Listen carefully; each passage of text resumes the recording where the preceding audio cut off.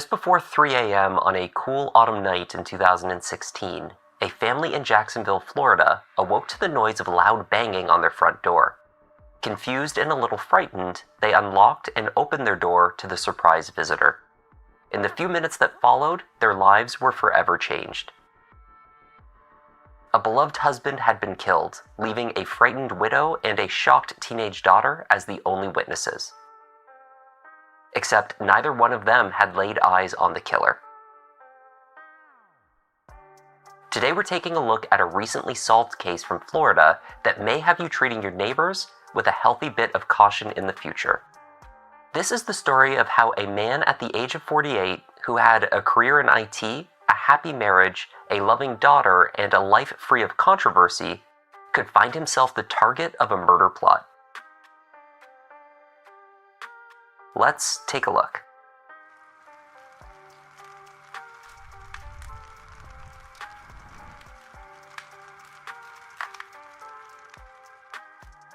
In the northwest of Jacksonville, Florida, is a suburban area that until recently had been characterized by farmland and open space.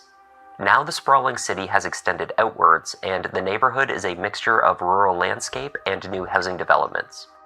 Located in this region is V.C. Johnson Road. It is full of open space and scattered houses on relatively large plots of land. Neighbors have reported that traffic on the road is almost exclusively for those who live there. It is not an area one passes through. By the autumn of 2016, the Brenton family had lived on the road for 20 years, and most of those had been peaceful. On the evening of the 20th of September 2016, the Brenton family turned into their bedrooms for the night at a reasonable time. Jonathan Brenton, known as Joe, slept in a room towards the back of the house. According to his loving wife, Venus, Joe was afflicted with a bit of a snoring problem. She had relegated him to the back bedroom while she slept in the front of the house. The couple's 17-year-old daughter, Josephine, who goes by Josie, was also at home. At just before 3 a.m. that night, now the early morning of the 21st of September, the Brentons awoke to a loud banging on their front door. Venus arose first and walked straight to the back of the house to find her husband. Josie, meanwhile, startled by the commotion, also arose and met her parents as they gathered by the front entrance. Sleepy, confused, and more than a little frightened, Joe instructed his wife and daughter to stand back. He needed his keys to unlock the door and view who was outside. From the hallway, Venus and Josie heard the jingling of the keys on their chain. What they heard next changed their family forever. Gunshots rang out. They were not sure how many shots. A lot was all they could recount. Projectiles broke through the decorative glass on the external doors. Bullets struck inside the home within inches of where Venus stood. Josie ran for her bedroom, where she found safety under her bed covers.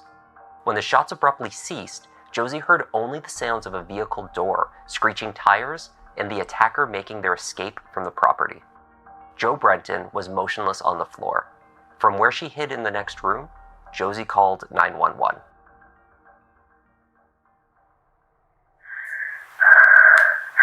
I think my dad got shot. He opened up the door, he went to unlock the door, and somebody shot at him multiple times. Please send somebody quick. Hey, go on. 1174 Journey Johnson Drive. Stay on the line. Did you see anyone? No, but it's a safe for me to go make sure my dad's okay. Okay. Fine. The person that shot him, are they still there? No, I don't think so. Okay. Were they drive-by? Okay. And so do you know what kind of car they were in? Do you know what kind of car they were in? No, I don't know what car they were in. Okay, and how was that? Just a key. How was that? He's out. And do you believe he'd be on the shelf? No, I don't believe he's beyond help. Just please get in there. We're in as fast as we can. How old is your dad? Okay, they're on B.C. Johnson right now. They're right here. Thank you. Okay, you see them? Yeah, I see the police car. Okay, is the police been coming up to you? The paramedics were unable to revive Joe Brenton. He had sustained multiple gunshot wounds to his chest and head. It was too late to save him. Neither Josie nor her mother had laid eyes on the shooter. They were unable to provide any details, including the number of attackers that had come to the door. Was there a single shooter, or, given the number of shots, perhaps multiple assailants? The Jacksonville police recovered a total of 16 shell casings at the scene. There was no DNA found, nor fingerprints. The casings suggested a single firearm was used, and by extension, a single shooter, but the weapon itself was not located. The shooter had not waited to open fire, preferring instead to begin the onslaught as soon as Joe had been visible through the glass on the external door, as though they knew he would be the one to answer the knock, and he had been the target.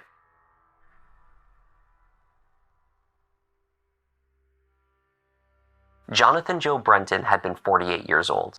For 20 of those years, he had worked as an information technology engineer for the University of North Florida, beginning his career at the school back in 1995. According to those that worked with Joe and knew him well, he was essential in building the modern network on which the school operated. He was also a kind man with no known enemies. Speaking with detectives in the immediate aftermath of the murder, Venus told them of one lead with potential.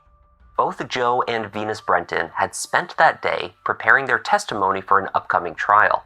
On the day of the attack, the 21st of September, they were due in court to give evidence against an alleged robber who had been arrested and charged with breaking into their home 2 years earlier. Could it be a coincidence that Joe was scheduled as a key witness in the accused burglar's trial the very next day? There were two considerations that made this lead problematic. The first was that the accused, a man named Jacorian McCrae, was essentially a friend of the family. Corey, as they knew him, had grown up just down the road from the Brentons. He had gotten into some trouble with the law in his teenage years, and now as an adult, he faced serious charges for the break-in of the Brentons' home, but he knew the Brentons, each personally, and burglary is a far cry from murder. Corey's younger stepbrother, Dakari Maxwell, who they knew as D, had been best friends with Josie since they were children. They attended the same grade school, played together in the neighborhood, and spent time in each other's homes. Surely Corey and Dee were not connected to the murder. Of course, the second consideration was that Corey, facing felony burglary charges, was locked up in the county jail awaiting his trial. Exactly 2 years earlier, in September of 2014, the Brentons had returned from a short trip to find they had been burglarized. Missing were expensive items such as appliances, jewelry, and prescription drugs. The cost of the jewelry alone totaled into the thousands. Joe promptly checked the surveillance cameras, although none had been set up in the front of the house. They did have a camera pointed at the back door. This happened to be where the robbers chose to enter. 2 men were clearly captured in the act of breaking in the back entrance.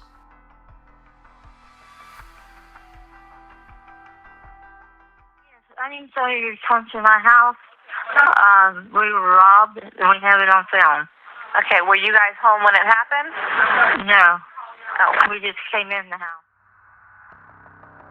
The burglars were immediately recognizable: Corey McCrae and Dee Maxwell. Corey was 23 years old, he's seen in the yellow top. At the time, his younger brother was still a juvenile at barely 16. The 2 brothers broke in the door of the family home, rummaged through cabinets and the piles of belongings left out by the Brentons. They brought in their own bags and took what they deemed of value. Obviously unaware of the surveillance cameras and showing no indication of looking for them, Corey nonetheless cleverly deduces that he should clean his fingerprints from the light switches before exiting the room.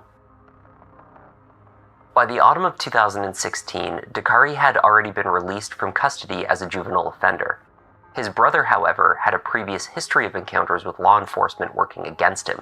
He was held in the Duval County Jail. I'm kind of showing you my hand because I got nothing to fish for. I got everything right here, and it's on video, so... Corey was growing nervous about his impending trial and the length of the sentence that he was facing.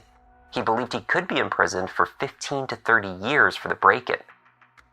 Corey's girlfriend, a woman named Tyranny Sheldon, had recently given birth to their daughter. Corey did not see a long prison sentence as an option. Of course, he knew the Brentons. Perhaps they could be convinced to change their story. They could say that he and his brother had their permission to be at their house. This was all a big misunderstanding. Corey instructed Tyranny to pay a visit to the Brentons. He wanted her to try to change their minds about testifying against him. He told her to mention their young daughter, to appeal to Venus as a mother. If she had to, he told her to offer money in exchange for their cooperation. As Corey's trial date approached, Tyranny did exactly that. Afterwards, she reported back to Corey over the phone at the county jail, where all calls from inmates are recorded. She can say anything else, but she can't. I guess they're supposed to be asking her 2 questions. Is this you? Is this him? And was your house broken into? I said, can I give you money? Anything you need? For Corey McRae, facing conviction on a second-degree felony, Venus's refusal to lie for him was not the end of the line. It was the beginning. Corey got back on the phone and began ringing up others close to him. This included his brother Dee and a friend named Demetrius Ford. Demetrius was known as Peanut.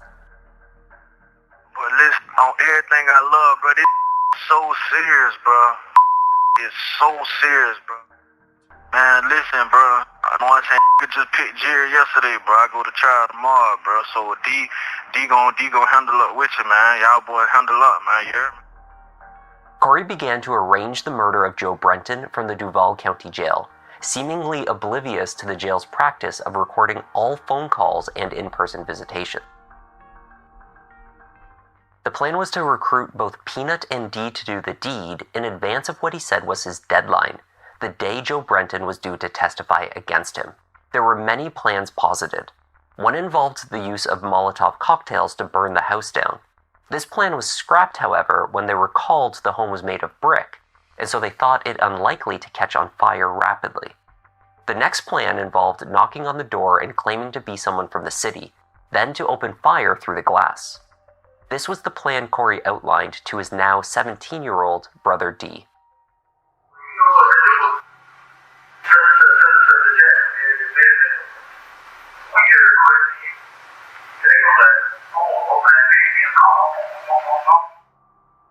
You know what I'm saying? If they come to that and you see they, you know, they got that see-through glass, go wet that up, boom, boom, boom, boom, boom, boom, through that.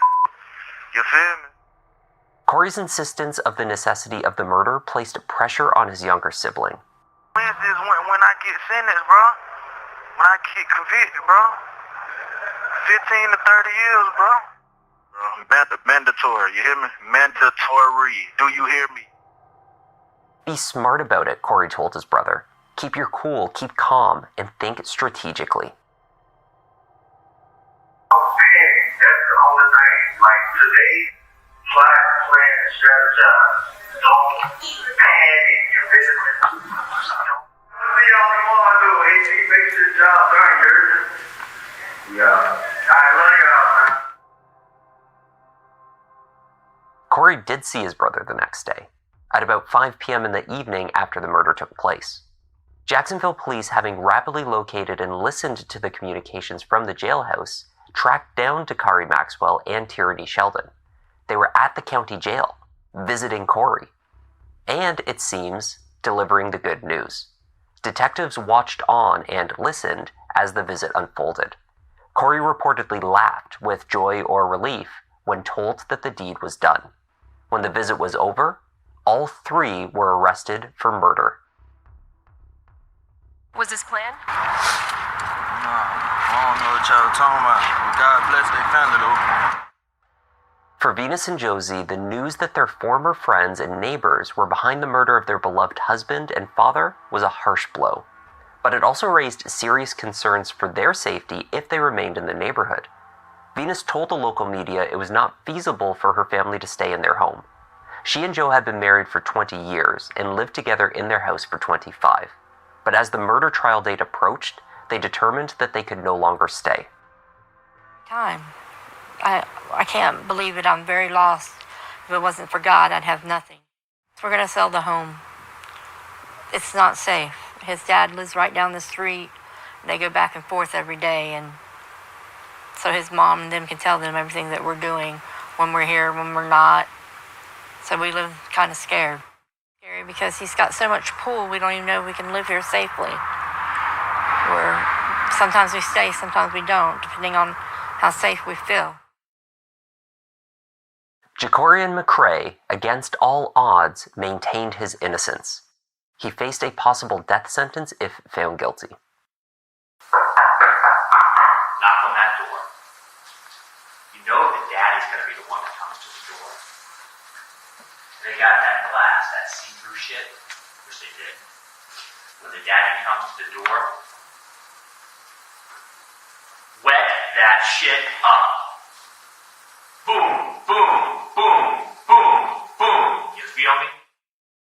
His words. Boom, boom, boom, boom. You feel me? When they hear loud pounding at the front door, angry pound, they all wake up. Jonathan Brenton is the one that's going to go to the front door, just as he knew he would. And he actually tells his wife, Venus, and his daughter Josie to get back. Not knowing in that moment that will be the last communication he ever has. Corey McCrae is not the person who killed Jonathan. Corey McCrae is not the person who went to the house. Corey McCrae is not the person who had a gun, who pulled the trigger. They got bullets for that gun. That knocked on the door. Because Jacorian McCrae was locked up in a 10-by-10 cell, unable to get out. There will be no eyewitness testimony as to who the shooter was. There will be no DNA evidence presented to you. There will be no fingerprint evidence shown to you, the evidence in this case. The weapon used will not be produced. The clothes worn by the perpetrator will not be produced. There's no surveillance video of the killing.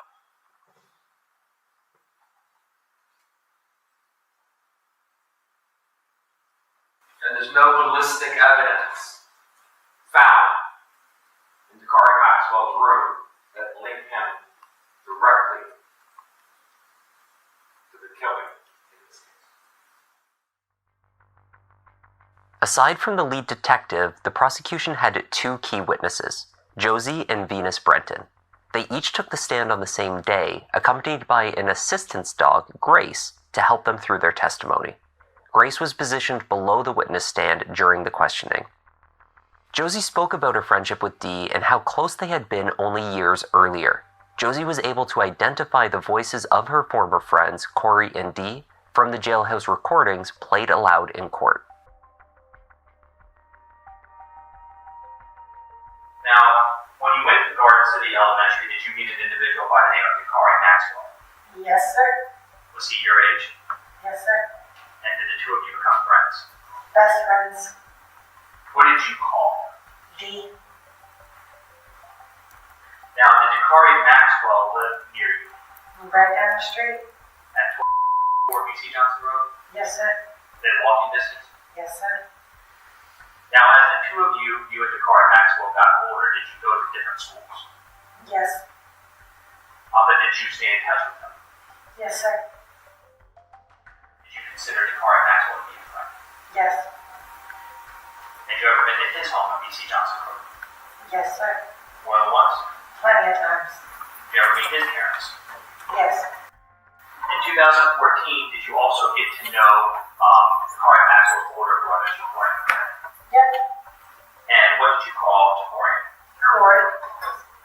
In 2014, did you consider Jacorian McCrae to be a friend? Yes.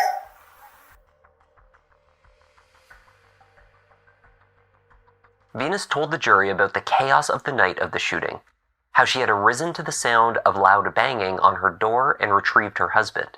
Joe had been insistent that both she and Josie stay back from the door.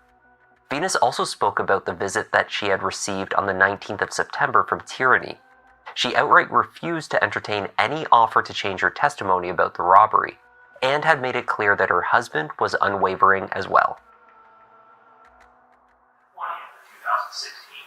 Did something happen that caused you some concern? Yes. And what happened on that day? Corey's girlfriend carried him off because of pride to say that he would have permission to go and break into the house to get stuff.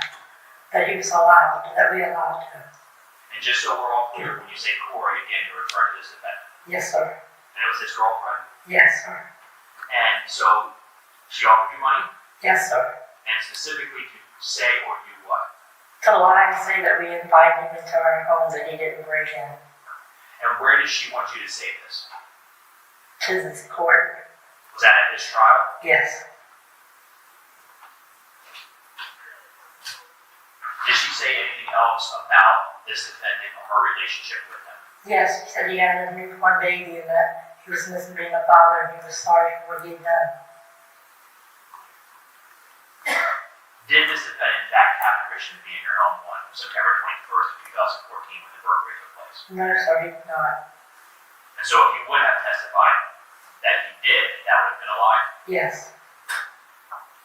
Did she tell you how much money she was willing to pay you to lie for this defendant? No, I told her I wouldn't lie. Did you also make it clear to her that Jonathan would not lie? Yes, I did. Bizarrely, the robbery in 2014 was not the only time that the property was broken into. Corey's defense team suggested that perhaps the house was a potentially wider target. Only 6 months after Joe's death, 3 men again broke into the house. This time, Venus was at home.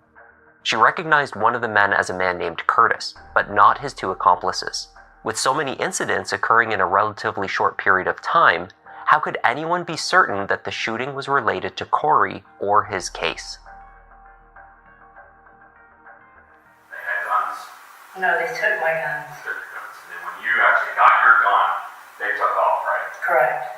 Did you know the identity of the 2 unknown black men? No, they came in the door after Kurt did. They unlocked the front door. They come in unwillingly. Okay. They were waiting on him to come in. So Kurt went in first, and these 2 guys came in line. That's correct. Were they masked up? No. But you didn't know their identity. No, sir. Did they threaten you? No, sir. Did they harm you? They were coming after me and I pulled the gun. And they left very quickly. The lead investigator from the Jacksonville police took the stand to outline how the evidence trail led from the scene of the murder directly to the Duval County Jail, where Corey McRae was attempting to scheme his way out. It didn't take long for them to acquire the incriminating recordings from Corey's call history, including the calls that he attempted to conceal by using another inmate's calling ID or PIN. Corey McRae was not the first inmate to borrow another person's PIN in an attempt to conceal their calls. It is called PIN swapping. The jury heard 6 phone calls in total, each with a duration of approximately 15 minutes. And if you were worried about PIN swapping, is there something that you can do to try and find calls that were made using other PIN numbers? Yes, sir. Again, common practice. We know the phone number that you're calling. We've identified that, either family or boyfriend, girlfriend, brother, sister, whatever it happens to be in the particular case. And then all we would do is search that phone number that received the call from the jail, and then we would have a list of those that would be provided, and then we would start listening to those. So it wouldn't matter what PIN number you used, as long as it was the same person calling those phone numbers.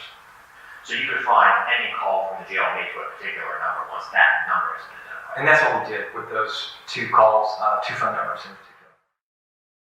On September 21st of 2016, were both Dakari Maxwell and Tierney Shelton located? They were, yes. And where were they located? They were located at the Duval County Jail visiting Mr. McRae. Around what time was that? 5:20 in the evening. Now, when Dakari Maxwell and Tierney Shelton were at that visitation, was that visitation actually recorded? Yes, sir, it is. And were detectives listening to that visitation live? Yes, we were. And did you then make the decision to allow both Dakari Maxwell and Tierney Shelton to continue with the visitation of Jaquari McCrae? Yes, sir, we did. And why were you doing that? In hopes that they would mention something, say something about the murder itself. And did that decision pay off? It did, because they did. It was a short trial, only a few days including the jury deliberations. When the verdict was returned, it was unanimous. Jaquari McCrae was found guilty of first-degree murder. The jury also voted 12-0 against the application of the death sentence. Jaquari McCrae was sentenced to life in prison without the possibility of parole.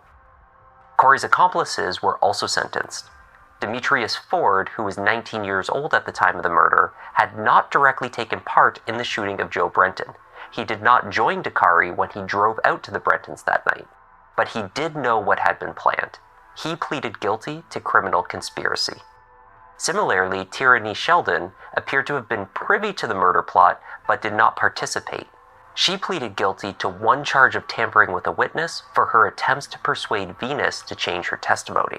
Dakari Maxwell pleaded guilty to second-degree murder, admitting to be the man who knocked on the door and pulled the trigger. You ruined my family, but God's going to see us through it.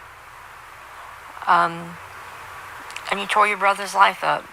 Not only that, you got a 1-year-old little girl that's doing without her mama. All these people have been affected by you. Since his arrest, Jaquari McCrae has been arrested an additional 5 times in jail for charges including battery, attempted escape, and lewd and lascivious acts. His reported escape attempt involved slowly carving a hole in his cell and knotting together multiple blankets to form a kind of rope.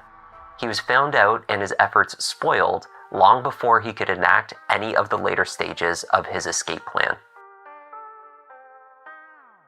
And that was the case of the sad and senseless murder of Jonathan Brenton. Thanks for watching. I'm Kevin. This is Just Thought Lounge, and I'll see you in the next one.